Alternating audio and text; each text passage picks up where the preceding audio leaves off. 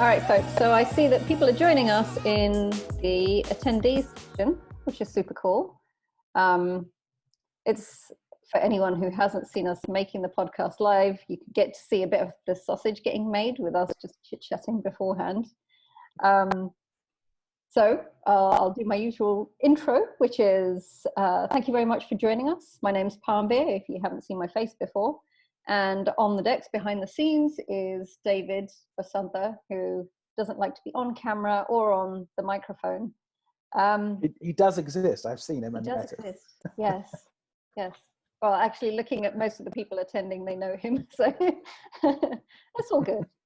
But yes, we'd like to welcome everybody into our foray into going digital, and hopefully everyone's enjoying their Friday evening appropriately. I have my sweet baby Java over here. I'm reliably informed our guest, James, here has a margarita tucked away, as well as a cup of tea. But yes, speaking of which, our guest today is Dr. James Gurney, who studies pathogens and disease at Georgia Tech. How are you doing, James? I'm very well, thank you. It's a pleasure to be here. I've listened to the show on and off for quite a while now. So David visited us in Montpellier, I want to say 4 years ago now, and so talked to me a little about podcasts then, listened to it then, on and off since then, really. Oh, that's very kind. Oh, I'm glad people actually do listen to us somewhere. Yeah, and it's weird times. Have you felt strange about the fact that you seem to be looking into people's homes? Like you see their dogs, their cats, their kids, all sorts of things that in your professional life you wouldn't ordinarily see. You would never, you'd never know they were there. It's odd, isn't it? I suppose we're all having to adjust to this new lifestyle that, hopefully won't last more than a couple of months, but I guess we'll see, right? Right. It's I've done podcasting for quite a while. I've done sort of video chatting a lot over the last 5-10 years. So I've got used to talking to people in this sort of manner. And I think it's a great way to actually do outreach and to do podcasts and stuff. Having video chats and stuff like that is great. So I used to do a podcast called The League of Nerds, which was probably the worst name we could have chosen on reflection.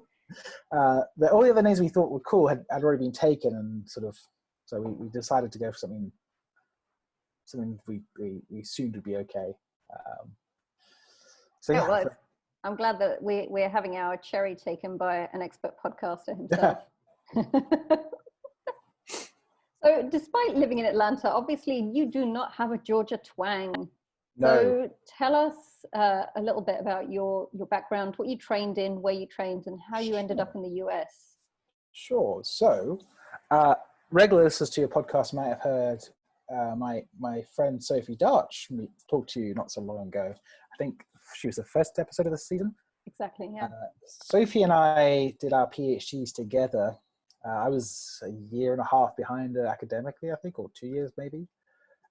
Both in Steve Diggle's lab. So Steve Diggle, for people who don't know him, I'm gonna embarrass him and say Fleming Prize winner Steve Diggle helped revolutionize the idea of social microbiology mainly in Pseudomonas aeruginosa, talking about quorum sensing and how that relates to social evolution theory, with lots of other people, of course, people like Stu West and my current boss, Sam Brown.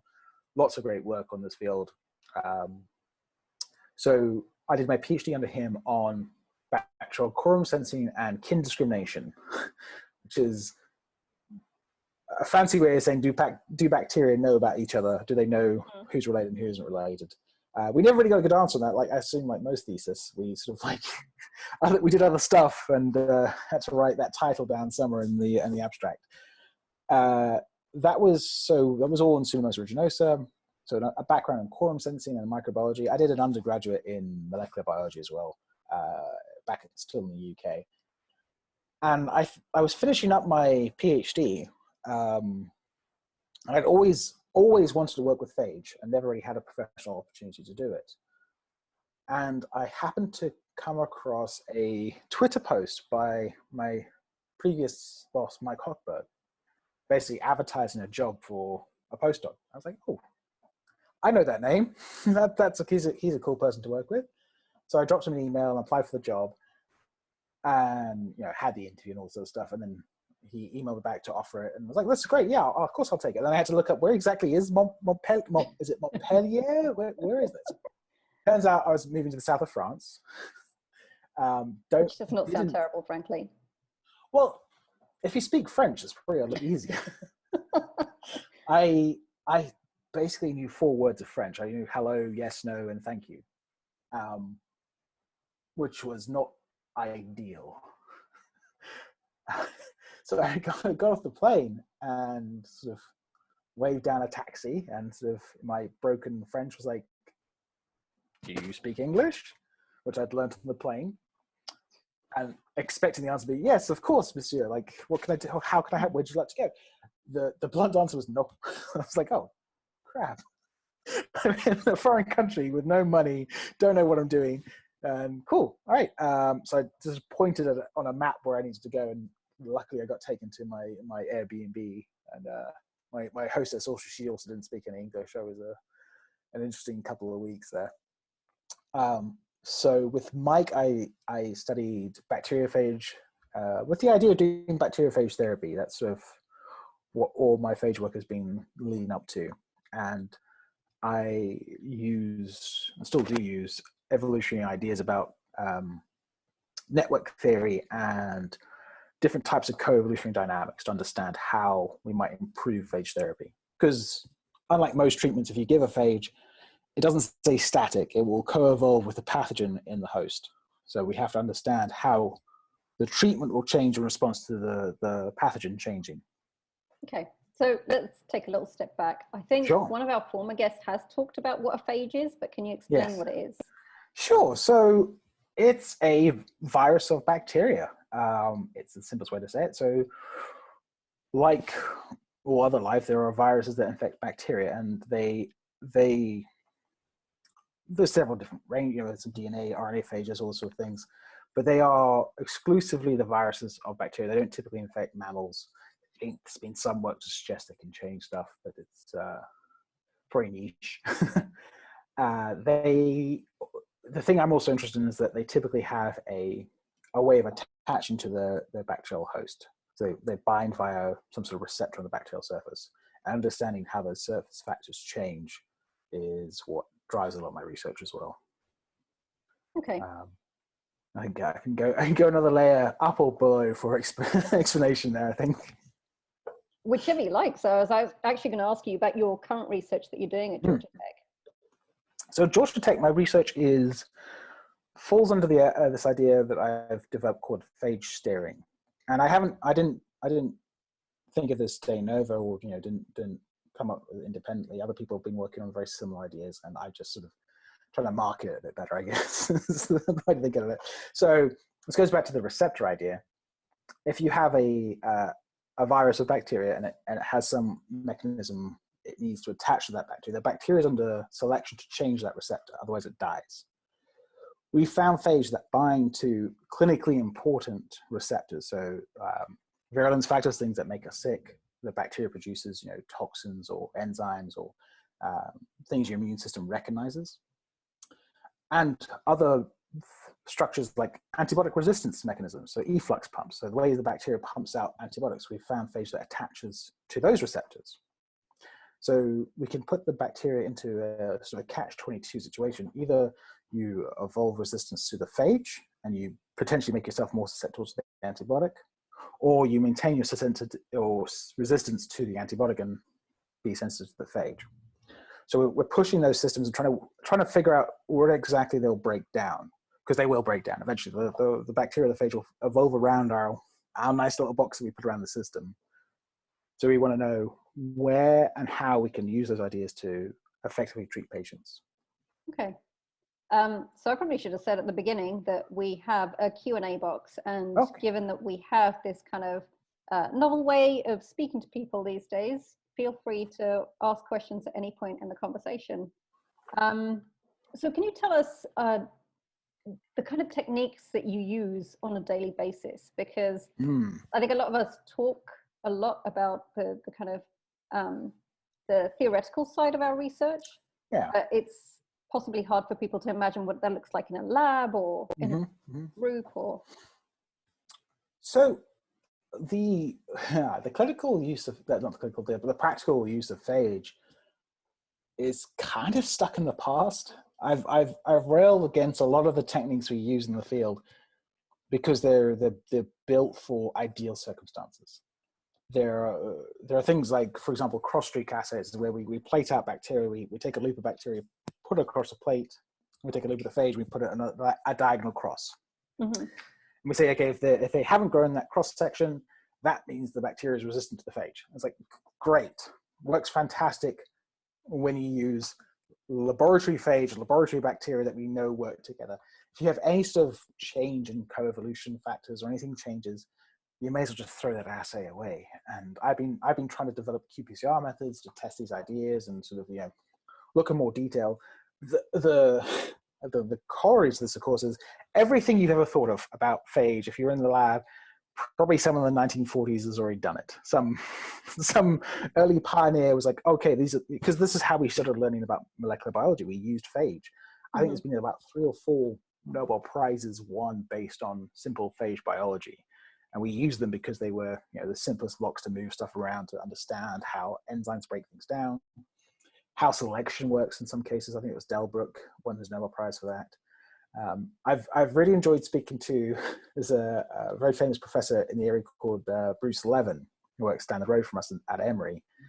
And there's something unique about speaking to someone who was sort of, you know, I'm not going to say he was on the ground level because he was maybe 2 or 3 years old when that happened, but you know, he was an early pioneer and still is very good at his job, and, you know, still can think very sharply about stuff, and it's an absolute riot to speak to. But he'll pull out his PhD thesis from whenever it was 50s or 60s, and, you know, flip through some pages and show you something that's like, oh, cool, like, oh, you did that, yeah, you did that before even my parents were born. You were thinking about this. That's a great thing to know about. But so there's this sort of dichotomy of being stuck in that, not using the most up-to-date molecular skills to do stuff. But people are. I don't want to disparage anyone who's doing. There are great people doing it. In case anyone's watching, they're like, oh, I do this really cool phage. Like, I'm sure that there are lots of people doing it. It's just a lot of the current methodology is still quite dated. Yeah. Which is nice because, again, it takes you back to that sort of, you know, classic microbiologist, you know, flames and loop pipetting style, which I think, I don't know if it's becoming a lost art. I've noticed that, maybe I should say this about Georgia Tech, but I've noticed that the undergrad's abilities to do sort of classic microbiology techniques isn't taught as well as it used to be, maybe. That's maybe my limited sampling of different classes. Yeah, I mean, not that I want to sound like an old fogey, but, you know, you do quite often find yourself around students saying, yes, I had to make this by scratch. No, we didn't have, you know, this plug and play amplifier. You know, you had to look at all this stuff. Actually, one of the funny things that I've seen surrounding the test for COVID, for example, is the fact that we are rapidly running out of our reagents and nobody knows how to make them anymore. Yes. So I still do RNA extraction with phenylchloroform. That's hard. That's how I was taught, and it's. But I don't think the FDA will let us use that. I haven't checked up on the regulations for that, but I assume that's the reason we aren't just doing. You know, I would assume so. Yeah, they seem to have very select kits and reagents that you can use from very select vendors, which makes sense. Yes, because it helps things to be reproducible, and you know, they have a certain level of quality control, etc. Yeah. But yeah, one of the things I was thinking about with bacterial work is then how do you translate those things back to what happens in a human? Because I mean, much like we do stuff in a dish, how do you figure out what that's actually going to do in a person? I mean, so that's, I guess, the $1 million question, right? What we want to know what's happening inside patients. And I've been very lucky in some of my collaborators up in Yale who are, you know, light years ahead of what I've done. I should give them all the credit. They've done some very amazing. There's Professor Paul Turner and his research scientist Ben Chan have really driven a lot of excellent clinical work with bacteriophage. So they've been very generous and allowed us to use samples from patients who have had phage. So they've given let's say, 10 or so patients with cystic fibrosis, that's a genetic disease of the lungs where mucus builds up and you get chronic bacterial infections throughout your life. They've been treating some of those dire patients with bacteriophage. So we have these two sets of like the very sort of rudimentary in vitro stuff, and then the real world case where we've done everything and we've seen it work. And now we're in that position of like, okay, connect the dots and find out what was the reason it worked in this patient but not this patient. What are these tests are we thinking? What is the rationale behind this person having improving their lung function while this person didn't? Can we replicate that in the lab? And on that topic, I had an absolutely, not to devalue with the word, but absolutely mind-blowing occasion happened to me at the last conference I was at. So I was at the Cystic Fibrosis Conference in Tennessee, Nashville. And I was presenting a poster of my in vitro lab work on phage dynamics as based on patient samples. And I was fortunate enough to have someone come to my poster and say, "Oh yeah, this rings a bell. This is this phage sounds. I think I had it in my lung." And I was like, "You're one of the patients who had this phage." Oh, and wow. She had the done by Ben and people and Paul up in Yale on FDA approved compassionate release studies, and she was at the conference of talking to people. I was like, "This, all this work is based on what we found from your lung. Really, this is all this is all co-evolution stuff based on what we thought was like the time wires, the phage, the bacteria. This is all based on trying to capture how we were able to be so effective with your lungs." And it changed how I view the work we're doing. I mean, obviously, I always knew there were patients at the end of the day who need this therapy or would really benefit from this therapy, I should say. But to meet someone face to face who is there solely because Ben and Paul had the, let's say, the guts to actually go through with this was just astonishing. Yeah, that's pretty amazing. And the odds of that happening must have been so very slim. All right. So bizarre. So we have a question from Eric, who is part of our Taste of Science Indie team. Hey, Eric. And he asks, well, he says, we've already established a symbiotic relationship with bacteria, for example, the gut microbiome. Can we use this approach to deal with dangerous infectious agents? So using the phage steering to sort of deal with them.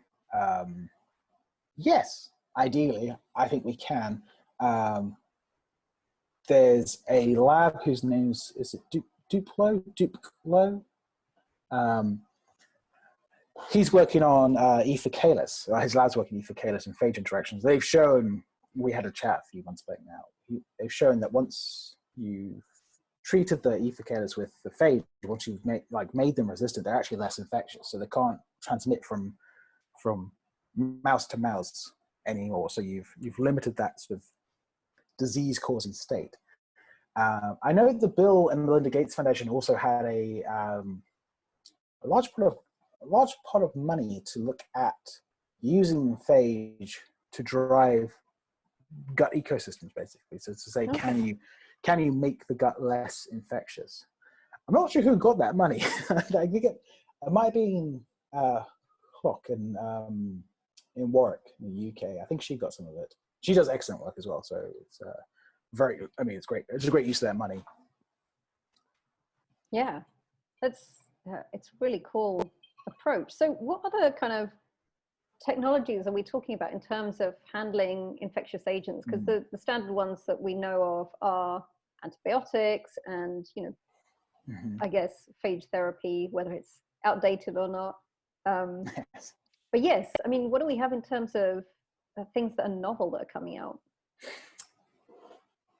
One of the things my current PI's lab works on is sort of adjuvant therapies. So if you've taken any penicillin-based antibiotic, so amoxicillin, or maybe you've been very sick and taken piperacillin, they typically are given with an adjuvant, and this is a beta-lactamase blocking mimic, I guess, or what's it? It's a sort of beta-lactam that sits inside the beta-lactamase that makes it not be able to cut up the actual antibiotic. So explain what beta-lactamase is. Sure. So beta-lactamase is the bacteria's way of dealing with an antibiotic. it's always useful to think of antibiotics as natural products, and they really are. We use them for very specific things, but all the antibiotic resistant mechanisms, all the stuff we find, almost all of them, I don't want to write myself into a corner here, they all already have a natural analog. The bacteria and fungi have been using these things for millennia, billions of years, let's say. We think we're very smart picking this, like, oh, this thing works really well, we'll use it to treat, and 10 seconds later the bacteria has an antibiotic resistance mechanism. That thing was already there, we've just selected for it. They have other functions. So beta-lactamases are an enzyme that breaks down beta-lactam antibiotics, so anything based on penicillin. So amoxicillin, if you have any sort of dental work done, is probably the most common antibiotic given. It comes as something called comoxicillin, and that co is because it has another drug which is very similar called clavic acid. So it looks very similar to amoxicillin, but the beta-lactamase, thinks it is also an antibiotic, so it tries to break it down, but it can't. So it stalls the beta-lactamase from working. Yeah, I think I distracted you from talking about novel treatments. So we've been thinking a lot about colonization resistance, transmission resistance, and virulence reduction. So antibiotics are thin on the ground. They take time to prove. They are, again, they're natural products, so resistance will emerge very quickly. We spend a fair bit of time thinking, okay, how can we extend the life? How can we change change the dynamics? So how about scavenging iron? Most bacteria need iron to survive in the infection, so your body already does this. It already tries to keep all the iron in, and bacteria release enzymes to try and get the iron out of the body. So what happens if we also manipulate the iron levels and we try and reduce how much free iron there is? Can we reduce infection?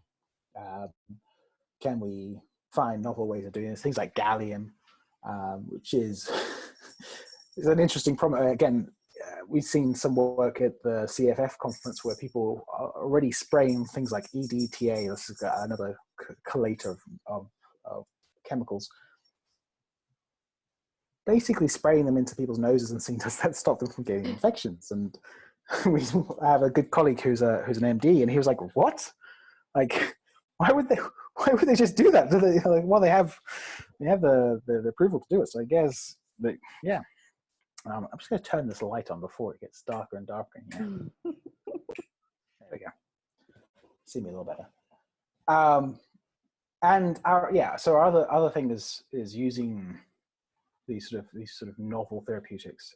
We're not so much into designing new drugs because none of us are chemists. So we get the easy way. I'll be like, oh, let's just think about new ways. My good collaborator and fellow in the group as well, called Christopher Walder-Waldertov, he and I published an MBio paper about ways to evolve novel antibiotics pretty recently. Again, it was mostly his work, and we talked a bit. Some of it was actually based on some of the stuff I chatted with some of the cancer people, so David would appreciate some of the stuff. But the idea of being, well, if you have, instead of trying to find new antibiotics out in the wild, why don't we just take things we know make antibiotics and sort of make them compete with antibiotic-resistant bacteria and try and get them to jumpstart something novel? So we can, instead of, we're cranking on one side, we're just giving billions of tons of antibiotics each year to bacteria. Why don't we get the things that made them and try and zap them into making some new interesting things? And obviously there's a whole bunch of very novel chemistry going on there, but the idea is, can we select for novel antibiotic production using antibiotic resistance? So we've got a question from anonymous attendee who I guess is going back to the human side of things and not being able to treat, or rather the kind of infectious side of things. And they ask, to what extent is our immune system able to evolve in response to the evolution of viruses and other infectious agents? Are we just slow to the race? So let me get this at a level, I think a nice simplistic level. When we talk about evolution, obviously that happens in the scale of generations. At the very least, it happens, you have to at least pass something on. But our immune system doesn't have to evolve. It has the adaptive part of it, which can actually learn new things. So while the bacteria might be evolving, our immune system has the ability to change within, within each of our lifetime dramatically and adapt to the situation it sees. It's not the same as evolution, but it sort of sidesteps the question of being like, okay, well, trying to say something without getting in trouble with strict evolution people. Talk about speed evolution and all these other things. If evolve was in quotation marks, which I think it was in the question, yes, our immune system can evolve to become more adapted at seeing an infectious agent and dealing with that infectious agent by changing how it responds to certain pathogens. In the strictest sense, that's not really evolution, though. And if we were slow in the race, there's Aesop's fables and stuff. The antelope runs for his life and the lion runs for its dinner. If we were slow in the race, we'd be dead. I think it's the way to think about it, right? If we were slow in the evolution race, we'd no longer be here. Yeah. So I think we're starting to pivot in that direction anyway. So we'll probably start shifting towards conversations about coronavirus and COVID-19. But I wanted to begin with asking you about your involvement with Kurzgesagt. So for anybody who doesn't know of them, which would be kind of surprising if you're into any kind of science communication, they make these very beautiful, informative videos. So tell us a bit about them and how they kind of started to come to you. Sure. So I guess it goes back to during my PhD, the UK had quite rightly decided that public engagement shouldn't be about, shouldn't be a chore for academics. It shouldn't be a chore for people doing research. It should be ingrained into absolutely everything you do. This is public money. We need the public to understand why we take this money and what we're doing with it, how we improve life and how we improve, all the things we do. It's a very high opinion of science, but there you go. And I had the idea that, YouTube was sort of a new thing. I think it had existed it came out in 2005 and I started using it about 2007. So I was pretty on it from early on. And I realized, if I can communicate effectively on YouTube, I could talk to thousands of people. At that point, thousands of people on YouTube was amazing thing to have. And there's talking to a class full of people, which I've always loved doing. I was doing this morning online. I was chatting to a class full of children, and the first time I did this, the teachers had set up this sort of the scientists experiment, all these scientific experiments with plants, and I think they were giving some of them water, some of them sugar water, some of vinegar, some of them So they'd done like different treatments, and they had replication and all these experiments with all these plants, and they were measuring how well they're growing. And the day before they're going to take their measurements, the cleaner knocked over the plants and destroyed the entire thing. So the teachers were basically like, "We've got these 3 scientists in the room. Just ask them anything you want." So for an hour and a half, I fielded the most unique and diverse questions from a group of 12-year-olds you could imagine. From why is Winston Churchill the dog in the Churchill adverts? The Churchill insurance. UK thing here. In the UK, we have a Churchill insurance company. Their mascot's William Churchill as a dog, a bulldog. Why is he a bulldog? To how do volcanoes work? To what is gravity? And what's the big all these and I absolutely love it. I just so happy to tell kids cool stuff about science. So again, that has a place. Talking to people face to face, talking to kids in a small place, very much has a place because I know how I was influenced to go into science. It was through interactions like that, so reading books, But at the same time, I can also reach thousands of people if I do it online. So I started making YouTube videos, and I was making a series of YouTube videos called The History of Infection during my PhD, which was reasonably well watched. A few thousand people watched them, and I was pretty happy with that. And I was talking about, one of the last episodes I made was on the topic of death. I was talking about, different infectious stages, different ways people die. And the connection between death and infection was, I was thinking about evolutionary forces of mitochondria. So 2 billion years ago, mitochondria were free living bacteria doing their own happy life. They got phagocytosed by another probably slightly bigger bacteria, I guess, and started a lifelong billion-year collaboration, which is still a little shifty because they keep their own bits of DNA in it, they have their own plasmids and stuff. But through that time, through those couple billion years, mitochondria have evolved to be dead. They've gone from being alive, and evolution has selected for things that are now dead, which I still to this day find just mind-blowingly awesome. Like, how can, we always think of evolution as survival of the fittest, and when we have survival means it's still alive. So I've talked about this for 15 minutes on a YouTube video, and I got just got an email from this company, like, oh, we really like this. We make some YouTube videos. Would you mind, we've got some biology in this. Would you mind just having a look over this video for us and just, flag anything that's you think isn't quite right? And that was back when they had, like, let's say about 10,000 subscribers. So to me, they were a huge channel. Like, oh, we like help. I was like, oh, of course, yeah, of course, I'm happy to have a read through. I just trying to work out which video it was. It was one of the earlier ones, and it wasn't actually all that biology related. It was sort of tangentially biology kind of, and they were like, oh, we should really have someone look over this, because they were starting to get more and more sort of notice. And there's nothing worse than making a mistake on the internet if you're doing something like very well produced. I think it was Are You Alone in the Universe was the first video I helped them with. And so just, they talk about life in other places and other parts of the universe. I read through the script and I was like, yeah, this is fine. And then basically every time they had like a biology video, so the immune system, what is life, measles, the Ebola video,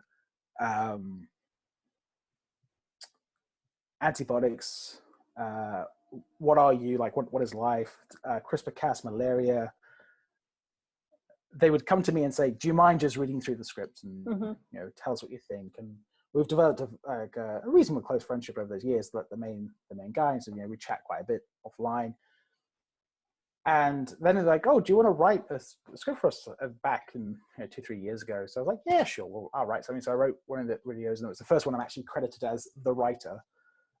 But ever since then, if they have something that's to do with infection or biology, they typically ask me to have a quick look over it, and I find this stuff so much fun, so I'll put some enthusiasm into the script and like try and make sure it's as accurate as possible.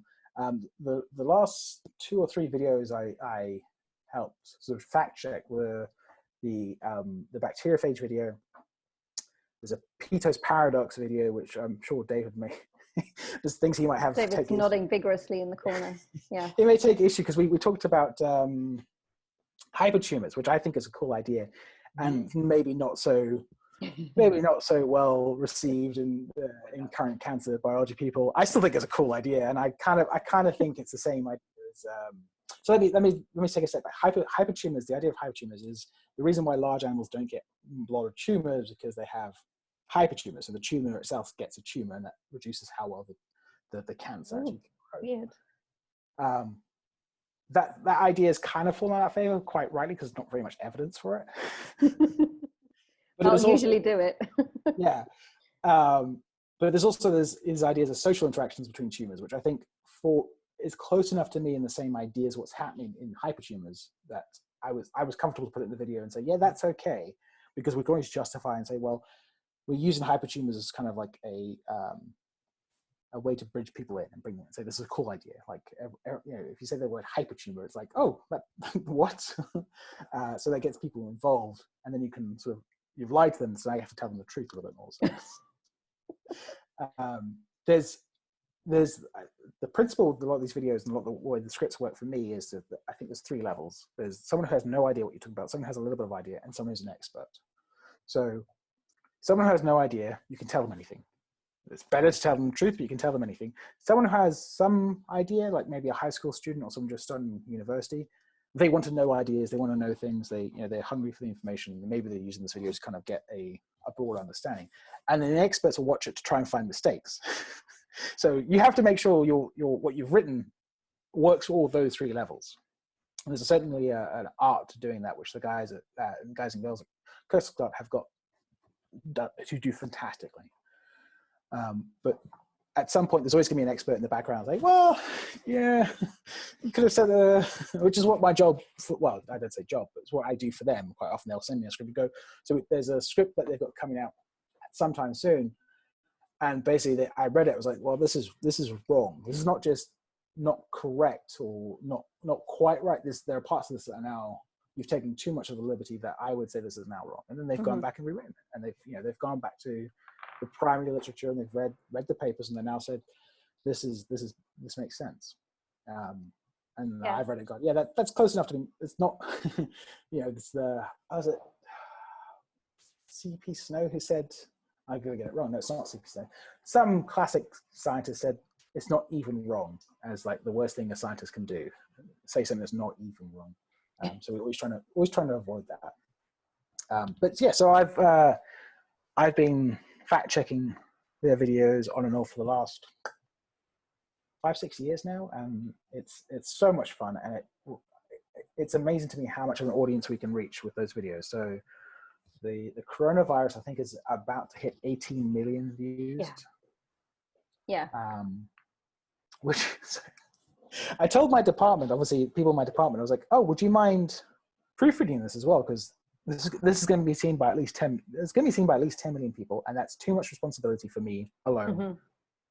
I'm okay with the molecular biology, like how the virus actually makes us sick. I love that stuff. That's my bread and butter. But the epidemiology stuff and sort of the public health stuff, would you mind just double checking? I won't say the names, but one of the people was like, yeah, sure, that's fine. And I think they kind of brushed off, like when I'd said 10 million people, it had registered, but they're like, oh no, he's just, he's hyping it up a little bit too much. And then they sent me an email the other day being like, that video has taken off. my inbox has kind of exploded. Yeah, for sure. Yeah. I mean, we'll definitely put a link to it afterwards for anybody who hasn't seen it already. But I mean, it's a beautiful piece of work. And for me, as a biologist who knows nothing about infectious diseases or virology, I mean, even for me, it was a really nice kind of primer to starting to understand all of this. Yeah. And sorry. Well, I was just thinking that there are definitely key things, those videos, that when I fact check, I really push them. So you have to get this concept across. Obviously with that video, there was quarantines and the reason we're doing this, there's a reason we're doing this all, and hand washing and what you can do. There's also the idea of like, how does this virus actually make you sick? Which I think a lot of people don't really know. Like if you ask someone on the street, like how does HIV actually kill people? They go, well, it does something to the immune system. Like, yeah, well, what does it do to the immune system? Well, the same with like measles and other viruses, when any other sort of infectious agent. So explaining just a little bit of how this virus actually makes people sick, I think has a place. Maybe not, I don't know how much that helps the 18 million people watch this right now, but in the future, hopefully that breeds a little bit more interest about why we do the things we do in science, why we care so much about these details, because it's somewhere along that line, understanding how the immune system dysregulation actually occurs and what we can do to change it might help save lives in the next, because there's going to be a next coronavirus outbreak. There's going to be a next SARS or MERS. This isn't the last one, unfortunately, if any doubt. Yeah. I mean, this is obviously a really nice platform for doing science communication. And as you say, their pieces are really well researched. And it's kind of depressing to see the overload, particularly on this one particular subject, the overload of bad information. So David and I were talking about this kind of onslaught. So even for people who have a scientific background, to try and sift through all of that, most of it's garbage, And for us, we're also relying on the experts to tell us what's going on, except you're getting conflicting information. Yeah. I mean, how do we even begin to deal with that? It's hard, and something I've noticed, especially with this outbreak, has been conflicting information from really typically reliable sources. For example, the mask situation. For 2-3 weeks, people were told masks will do nothing for you. Do not wear a mask. Don't wear a mask. Don't wear a mask. And I told my family this virus was going to be an issue in the beginning of February. I said, stock up on food, water, Make sure you know this is coming. It will be a big problem. And luckily they listened to me, so they haven't had any of the issues with like panic buying and everything else. And they were saying, well, now they're saying that face masks don't do anything on these. It's like your personal risk and reward to wearing a face mask is quite limited. That's fine. The biggest thing you'll do is you probably won't spread it to other people if you're wearing a face mask. That's based on, I think, influenza stuff. But that doesn't mean it won't do anything. And the way the news and the way the sources are telling you this is kind of suggesting that it will do absolutely nothing. It's a waste of time. And what they should have been saying is like, it will help you, but if the doctors and nurses don't have these things, you will all suffer. So a little bit of compassion towards the medical staff who are quite literally risking their lives will go a long way. And instead, now we have a doubt about the official narrative of these things. And it's the same thing that really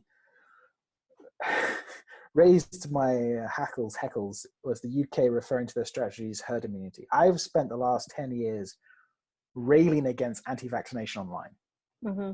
That's how one of the big things that drove me to sort of try and engage with the public was understanding why vaccination is so important, understanding how herd immunity works. And then using this to describe herd immunity, saying basically, oh, if we let 60% of people get infected, that will reduce its transmission. That's not herd immunity. That's letting the virus do what it wants, in my opinion. And now, if I go and say to a population, oh, we rely on this because of herd immunity, they can always cast back into their mind that time the UK government said herd immunity, and now all they know it was a disastrous idea. We shouldn't be doing that. So by stealing these powerful words and use them for, they're trying to sell an idea is so irresponsible and so dangerous. I can't believe they had the goal to do this, and it's made me so angry about this information and the way this was described by the scientific authorities in the UK. It's just, I can't believe at no point someone in the room didn't say, that's a terrible idea. Why are we doing this? Like, I've been in academic meetings. Those people are a dime a dozen. There's so many of us who are just, contrarian for the fun of it. Why weren't they in those meetings? Yeah, I mean, I think part of the problem has been that it was just a perfect storm of things going wrong and being managed badly. And it feels like a lot of countries, they've all been doing this badly. Yeah. And because it's a global problem, then how do you start to clamp down on this? I mean, it's not just the scientific information, it's, the issues with the economy and the politics and so on. I mean, you're in the home of the CDC. Yeah. And they didn't start out so well for us in the US. Nope. And so you like, I don't want to get anyone in trouble, but you speak to people who work on the CDC, and they are as annoyed as we are. They know, because they are the experts, and I'm not a permanent resident in this country, so maybe I shouldn't say too much. But I don't want to cast aspersions on my grateful host, the country, but maybe listen to the people you pay reasonable salaries to actually think of these ideas and like have an authority in this topic. Actually, maybe listen to them. Because I would say that this is one of those cases where there are certain things that maybe having money and having power will get you out of, but this is one of those things that is not going to discriminate. Yeah. I think we've had a very long, in living memory, no one's actually ever had to think about it. There hasn't been anything like this before in living memory. I was telling this to the children I was doing this morning because they were quite obviously worried about some of the things I was saying. Talking about this deadly disease. Hey kids, enjoy your breakfast. And I sort of finished by saying, this is something none of us have ever had to do, and the scientists behind the scenes were doing everything we can to make sure this is as controlled as possible. But that doesn't mean we'll get listened to, and there are problems. But this is nothing we've ever done before. We are living through a historical event, as we are living history as it happens. So, trust in people who you should trust in the scientists, trust that we're doing the right thing, we're doing everything we can do, but we don't have any better answers than we currently have. So, Yeah.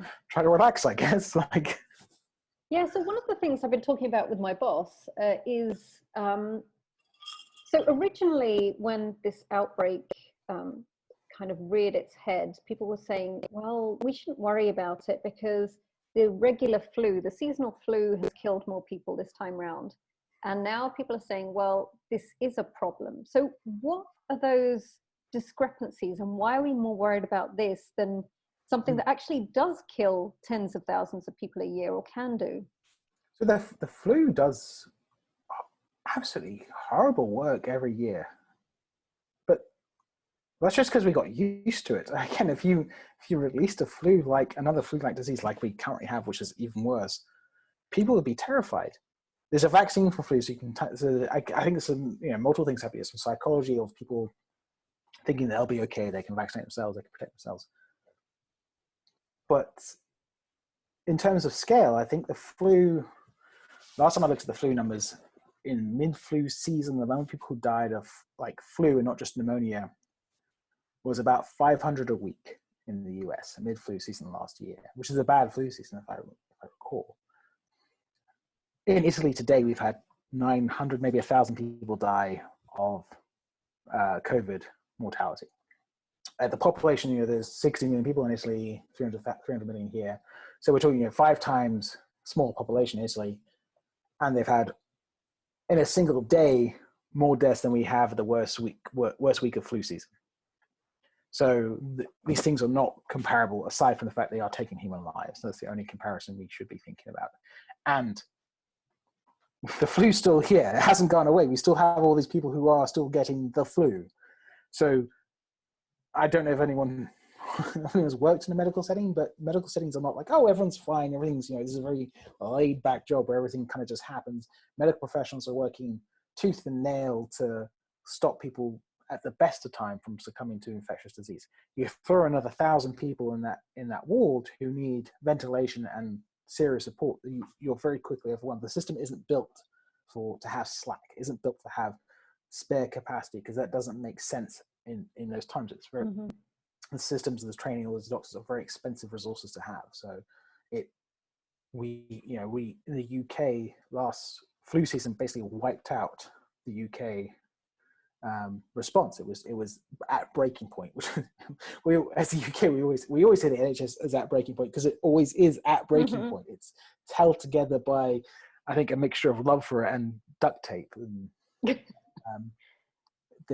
so adding any extra burden to that very quickly pushes over the edge. And as we've seen in cases in Italy and Spain now, there are choices, very difficult choices to be made about, okay, well, we have someone who's in their 30s and we have someone in their 60s. This person has, the 60-year-old doesn't really have a great odd. Whereas the 30-year-old, if we treat them, they have a pretty decent odd. So we only have resources to treat the 30-year-olds. That is, to think we are at that position already, and we have no idea where we are along the exponential curve. It should terrify people. Yeah, and I think I hope in 2 months' time this is done, and everyone can then say, "Oh, you all overreacted. We shut down the economy. We did all this stuff for nothing." It's like, oh, yes, yeah. There's no correlation between those two things. We didn't all spend 2 weeks at home, and that had no effect. Yeah, I mean, I think part of the problem is, like you said, that you care about your research and you care about the fact that this could be helping people, but until you met a patient, it didn't kind of solidify that for you. And I have a horrible feeling this is true for a lot of the people we're talking about here. Anybody who doesn't know somebody who's been affected, for them it's just this, it's just a pain in the ass, frankly. It's a nebulous thing that's somewhere. It's happening. And yeah, until a celebrity dies of it, undoubtedly, or someone in your family does it, no one's going to pay enough attention to it. Yeah. So, and as we saw in other countries, or a lot of the sort of government officials say, "I've had it, I've recovered, everything will be fine," and it's sort of like, well, you wouldn't be able to say that if you hadn't. Yeah. Quite. And I also wonder if this hadn't been, COVID-19, if this had been Ebola, for example, which has pretty gruesome effects, whether people would have clamped down on it a lot sooner. Yeah. So I hope so. Yeah, that's true. I mean, at this stage, who knows? But we have anonymous attendee asking about the use of chloroquine. There are contradicting reports on the use of chloroquine to treat COVID-19. Can you provide your opinion on this? Yes, my opinion is there's contradictory reports. That's about the best I can give. I think there was some evidence that I'm talking half of memory here, that the paper wasn't particularly well done. That showed the effect. I'd love nothing more than it to be clear evidence that actually this has an effect and we can treat it. That would be great, but I haven't seen that evidence. And there's a scale of risk, right? So if I had the disease, what would I personally do to help myself? That's always a way I think of these things. Like if I had a horrible bacterial infection, would I try phage therapy? 100%. If I had some form of aggressive cancer, would I approach experimental researchers who in the field? 100%. If I had COVID, would I take this? No. That's the level of evidence I have for this as yet. I think there were some questions about some of the other work done by some of the scientists involved with those studies as well. So, yeah, I don't know enough about that to say, oh, these people have done unusual stuff in the past, so I don't want to throw any aspersions again. But I'm not at the stage yet where if I had it, I'd take it. Yeah, It's always and a good barometer, right? Yeah, I mean, it's a very tedious thing that scientists have to say all the time. You know, it's a slow process. We want to have as many good studies as possible so that we can come to some kind of consensus. That's the word I'm looking for. And the problem is that things are changing so quickly and people are trying to publish and they're trying to test as quickly as possible, which is necessary. But at the same time, it's not giving us that consensus that I think we need. Yeah. So on that topic, I mean, we had a lab meeting today where we were talking about modeling some infectious stuff, and we kind of come away from that meeting and be like, if we talk about this now, that's just more noise in the system, which people do not need. They don't need us with our airy-fairy modeling system, like, oh, look at this idea here. That's another paper that can be published in 5 years' time. We can, if we have to change it to talk about flu, we can talk about flu. The ideas are the same. So limiting our own sort of, electronic noise at this point I think is quite useful. And I've tried to be careful about what I do and say on Twitter or online, because I don't want to start going down rabbit holes of trying to defend or critique certain things. But it's there are a lot of armchair experts, and I myself am not an expert on coronavirus. I just happened to read a lot of papers for this video where I wanted to fact check everything. So I read almost everything published in 2020 on the virus. I didn't read all the preprints because there's just a billion of them. Like if it was a published journal, there's a good chance I read it. And I find the sort of pathophysiology very interesting. So that's where I would say I am close enough to an expert on the pathophysiology of viruses to make an informed decision. But on the treatment, on epidemiology, on the evolution, on the genetics, on the thing, no, not my field. Mm-hmm. Speaking of that, there's a question. I did see another question about treatment.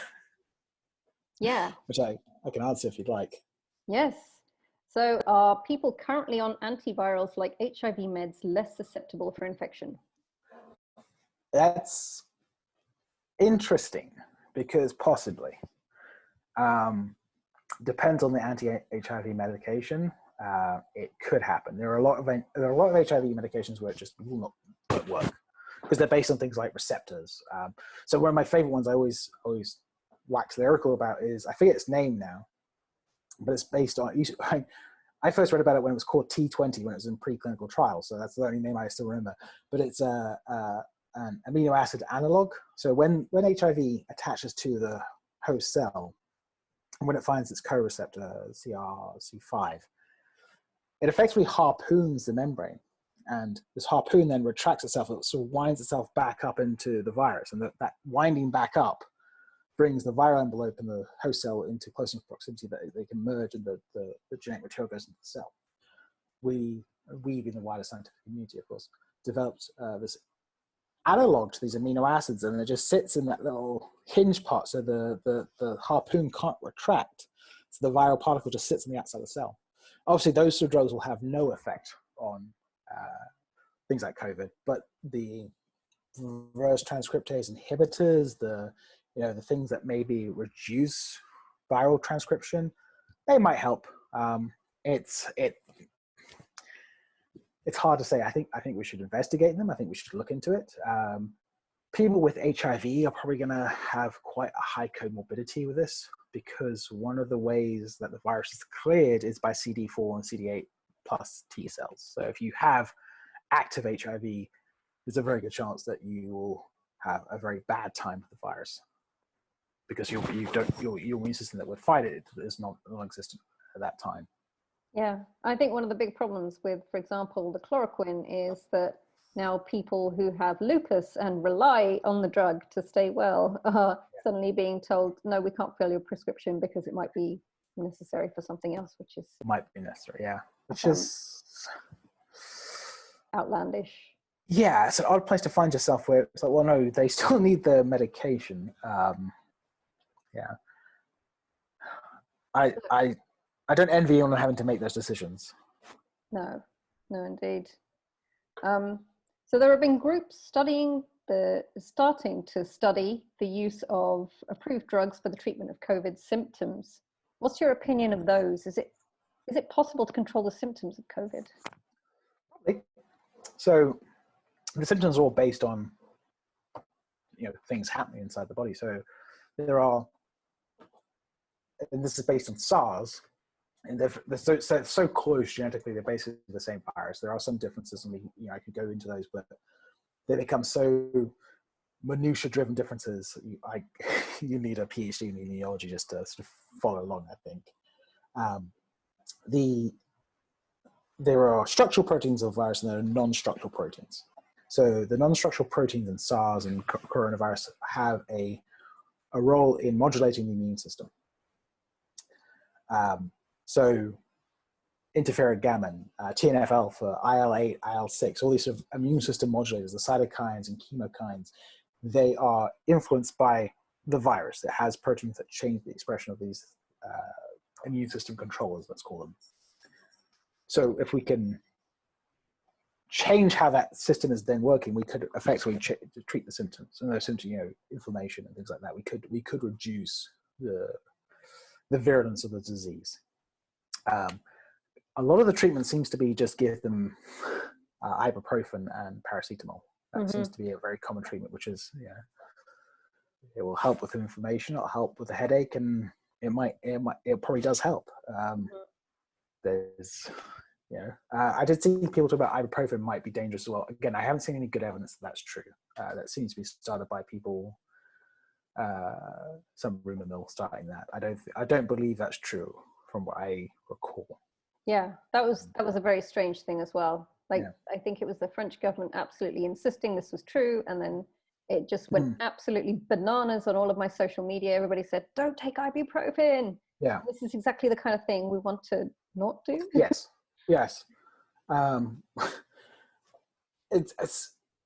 It's so hard to control this information at this time. And again, there's so many armchair experts who are saying these things, and I have an aunt who had the disease and she took, fish oil liver and now she's fine. So, well, okay, that's not a scientific experiment, and that doesn't help us. We don't know if she actually had it, and all these things. But people definitely, again, maybe talking out my term of psychology here, but people definitely become more risk adverse. They go back to sources they think are trustworthy. So they start relying on pre-existing information networks to get their data. And if those networks are terrible, because they might be family members and all this other stuff, then you're gonna have issues. Yeah, I mean, I love my family, but like a lot of people, I'm finding that they are sharing things from rumor mills, and there's only so much time in the day. Yeah. So we had You as well? Oh, I've actually reactivated Facebook just to go on to temper Why would some of you do those that? discussions, because I know they were having these discussions. I know they were saying this stuff. So I went back on and said, no, I've your friendly PhD nephew or cousin or whatever. I'm here to tell you that's not correct, because that's where they were getting information. And like I took the hit of reactivating Facebook to go and write a message and say this is not correct. This is not what you should be thinking. People are saying things like, "Oh, I see China's reopened now. They didn't lose 10% of the population." It's like, yes, but they also quarantined Everybody. a billion people. Oh no, sorry, 700 million people. So 10% of the world population was under quarantine at one point in China, and they did that. Their first quarantine of 45 million people. They did that when they had 500 confirmed cases. Regardless of whether or not you believe the Chinese government and the numbers they're reporting, does not matter. They had 500 confirmed cases and they quarantined 45 million people. And then 2 weeks later, they quarantined 700 million people. That is why they are now on the downward spiral. Not that was a huge endeavor, and it was a month-long endeavor, at least a month. So don't tell me, oh, they didn't. Yes, because they took drastic action at an early stage, which watching the oncoming train wreck of other governments being like, well, this is okay, we'll do this when we get to it. There's a right time for these right measurements. There is a right time for these measurements. It was 2 months ago or 2 weeks ago. Yeah. I should get off my soapbox. No, I mean, it's this. I think this is where a lot of people feel they're at right now. Yeah. But going back to the biology, this is a curious question. HIV tends to hide in microglia. So this is a type of kind of protective cell within the brain. Do you know if the coronaviruses do the same, or are there other kind of repositories in the brain? In the brain? I don't know about the brain. In the body, sorry. I was going to say, it doesn't. So going back to SARS viruses, they typically infect any. You can think of it infecting any sort of ciliated cell, so any cell that has like a beating hair on it. So your lungs or your intestines. They've also found quite good evidence, and they're not sure how it gets in, of the virus being in dendritic cells, so part of the immune system cells. This is quite common of a lot of viruses. They typically hijack immune cells, but we're not too sure how they've actually got in there. I wouldn't necessarily call it hiding, though. So to my knowledge, no. That's again sort of the scientist way of sidestepping the question. Maybe, but to my personal knowledge, no. That doesn't mean it's not true, but I can't tell you the case where the virus is hiding inside a cell. I know they get into cells that we're not too sure how, but I don't think they're like laying dormant or anything. So if there was something that you could do now, and I mean, if someone gave you a magic wand, like you can't get rid of the virus necessarily, but you could do something to make everything better, what do you think you would opt for? Assuming I can't time travel either, I would increase testing, but both the test of who's had it and who has it.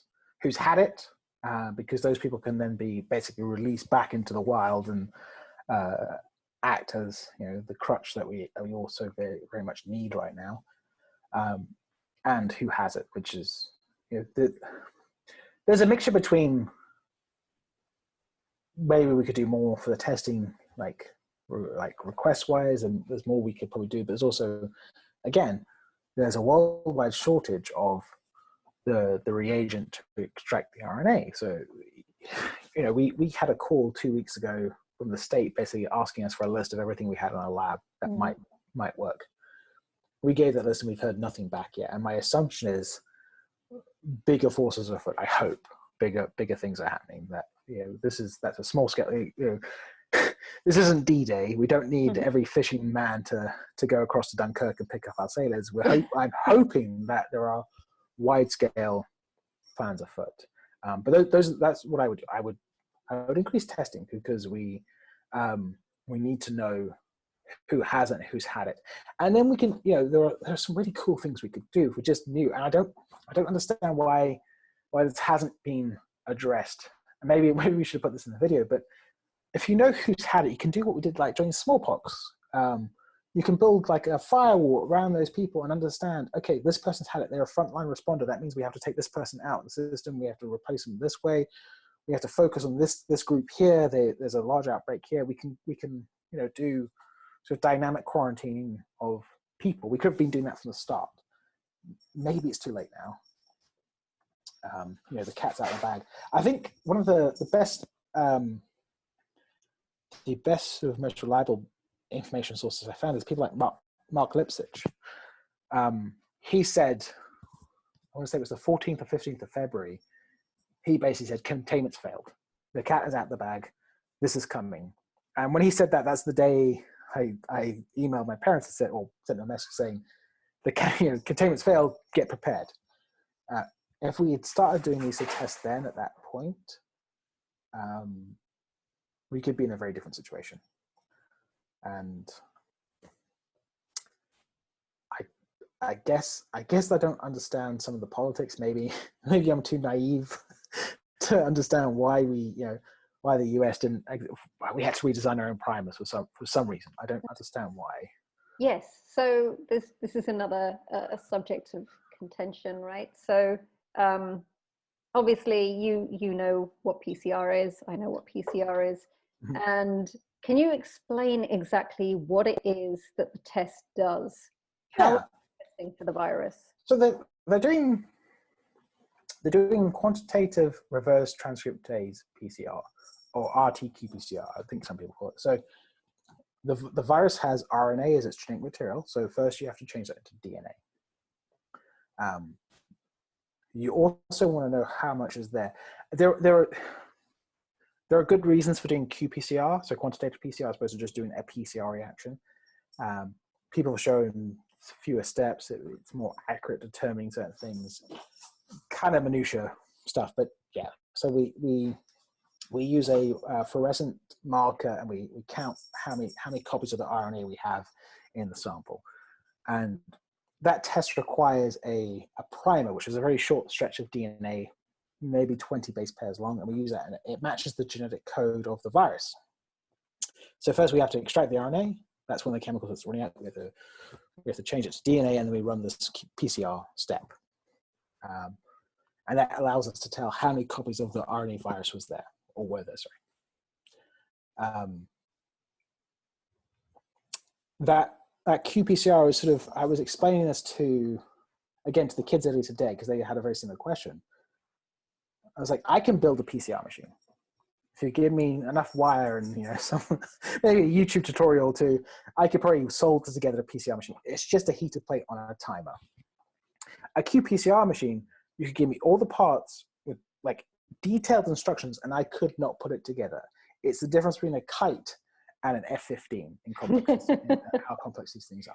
It uses fluorescent markers and fluorescent cameras and all sorts of very cool things. It has dedicated software. They are complex machines.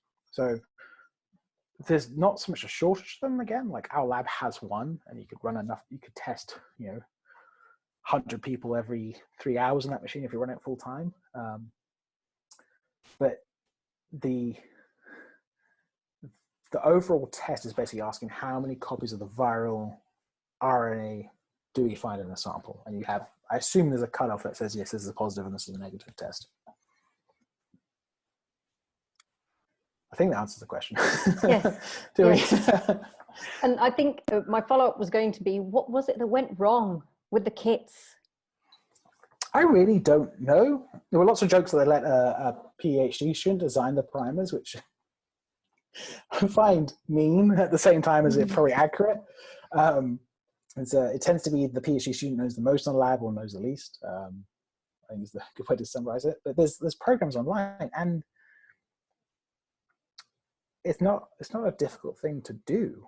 So and we were also saying that for this, you would think there might be some checks and balances, that maybe whoever designed them was checked downstream by someone who said, yeah, these are not going to work for X, Y, and Z reasons.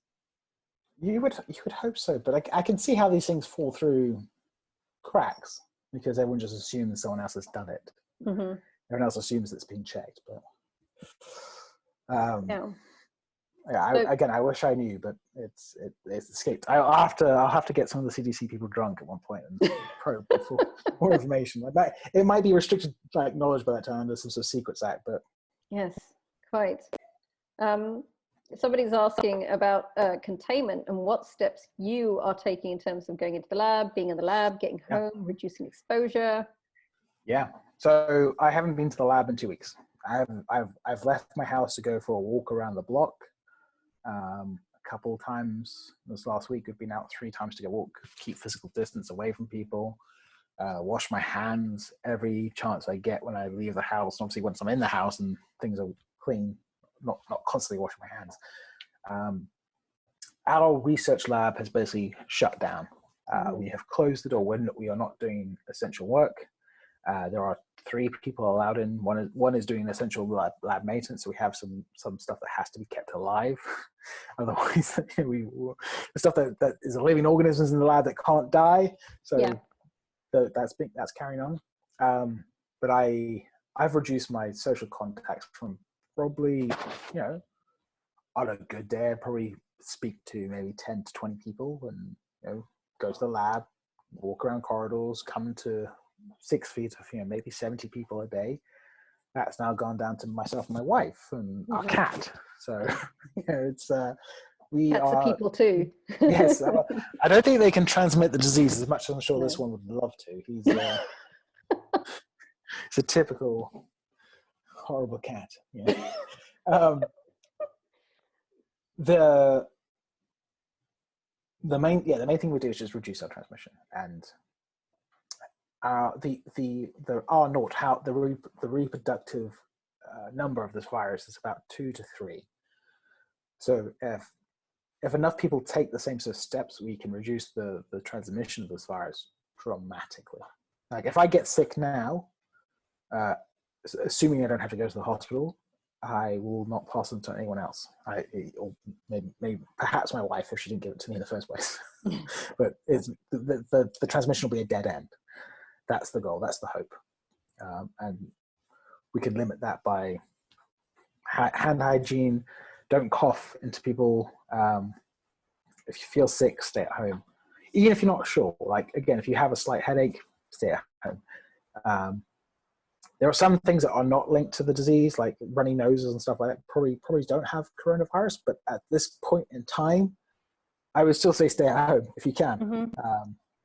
I realize obviously I'm privileged in the fact that I can do my job on my computer. A lot of my lab work is secondary to some of the theory stuff. I've got, like every academic, I've got 5 papers I'm meant to be writing this time. I've got grants I have to review. I've got papers I just accepted to do a +1 paper on Tuesday, and they wanted it today. So I've got stuff I can do as a job. I still feel productive. Mm-hmm. There are lots of people who are not in that same situation, and I don't want to impose them and say, no, you must stay at home. What are you doing?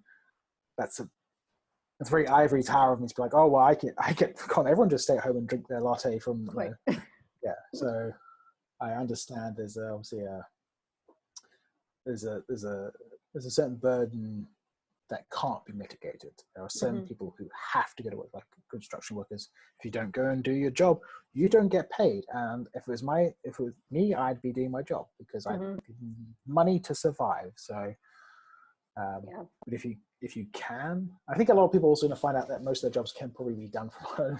There's lots of office workers who find out, what the hell was I doing all this time in an office? I could be at home. And quite, yeah. I mean, there are people who are naturally very gregarious, and for them, it's kind of their lifeline. But it's true. Not just the work itself, but meetings and things. I think there's going to be a huge overhaul in these things. Yes, that's one of the things I'm really looking forward to, is that we can just hit a hard reset on any meeting. Like I want us to do in my group, I want us to not have any meeting unless we absolutely have to. So we just, we don't fall back into that pattern of having a Monday afternoon meeting or a Thursday morning. If we have to have a meeting, then we schedule one. We don't just adopt back into our terrible way of doing meetings. Quite. That's my hope. Yes. So I'm going to use this last question, which seems like a very good one as a larger overview type question. And it says, do you think the response in the US right now is going to be enough to control this? So there's a couple of things there. To control it, eventually, yes. What we are doing now will lead us to a point where the virus is no longer spreading through the population at large. The follow-on question is then, well, how bad will it be? I think our current strategy and our current plan and how we're doing things, if people were following all the advice, we'd probably be in for another month or so of strict quarantine and quite a fair bit of mortality. The next 2 weeks are going to be very challenging on the healthcare system, I assume, because again, looking at where Italy is and how things develop there, or how New York is, for example, where they're beginning to realize, it's not fair, I shouldn't say they're beginning to realize, they've realized for a while, COVID, people have been asking for help for quite a while. We could be doing more, that's for certain, again, testing, and some of that is, you can't test if you don't have the kit. I'm not sure how well more draconian methods would work of saying you cannot leave your house. Knowing some of the American psyche and how people would respond to such behavior, they might take it as a challenge, or they would quite rightly say, "I'm fine. I don't feel sick. Why should I just listen to you when so far you haven't told me anything honestly for the last 2 months. You've said this, and this. And this is where trust in institutions becomes a real big issue. And we've been doing nothing but erode that trust for the last few years now. So we're entering into very interesting times.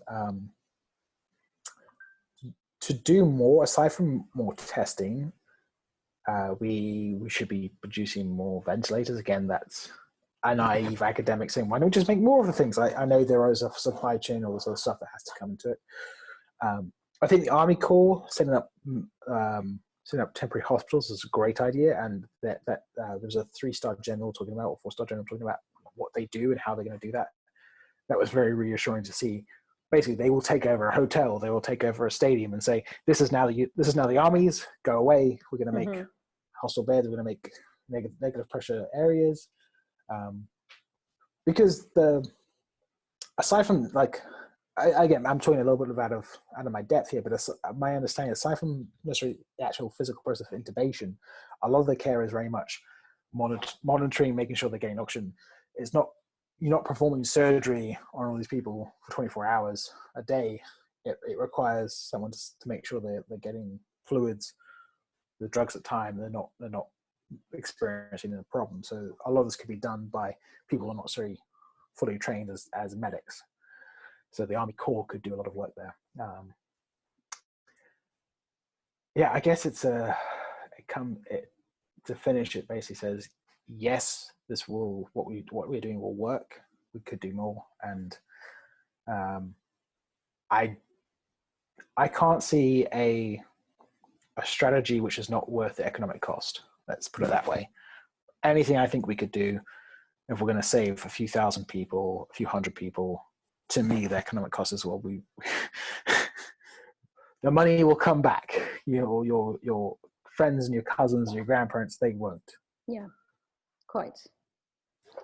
Well, we don't like this to be all doom and gloom, and we are all humans who like to revel in someone else's misery. So we usually ask our scientists to tell us a story about them doing either something embarrassing or a segment we like to call the dirt.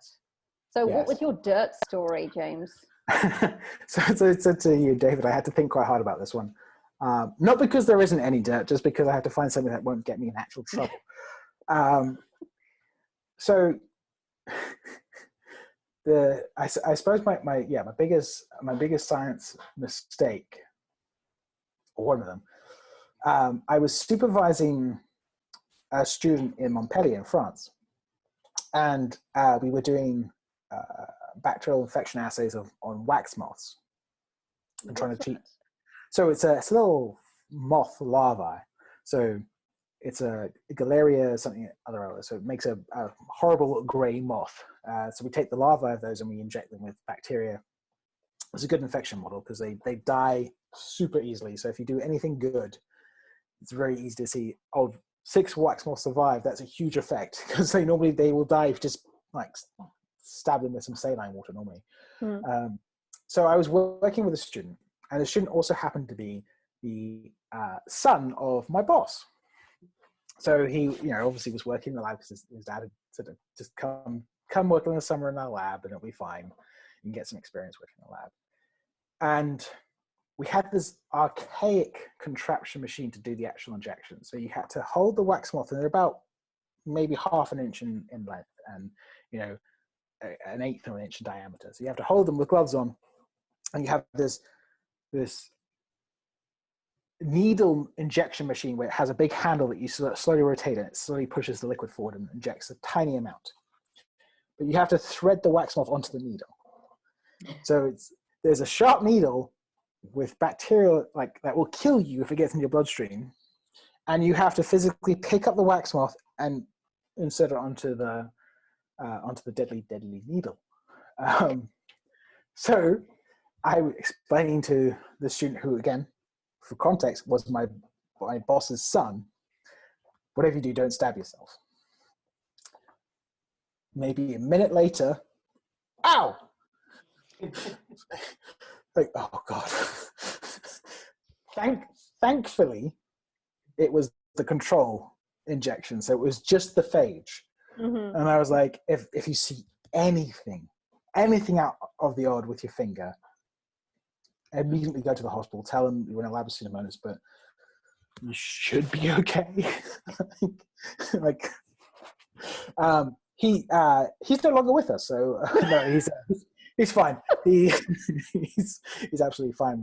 I use that as an excuse to buy a far safer machine. Like, we didn't have to thread microscopic worms onto the front of a needle with. So that was. I don't know if Mike knows that. So if he's listening, I didn't kill Julian, but maybe half an hour later he would. I also took over doing the injections at that point, and we awkwardly had to start using some tweezers, which made the whole process much slower, but much safer. Very good, and you all live to tell the tale. Yes. Wonderful. Well, this has actually been going on a lot longer than we expected, a lot longer than our usual episodes, but I wanted to say thank you so much for your time and your patience. And we hope to do this again with more people. And in the meanwhile, cheers, clink. Cheers. I've got through my margarita, so. Oh, lovely. All right, and thank you very much to everybody for listening and for joining us today. We hope you enjoyed it. Ciao for now.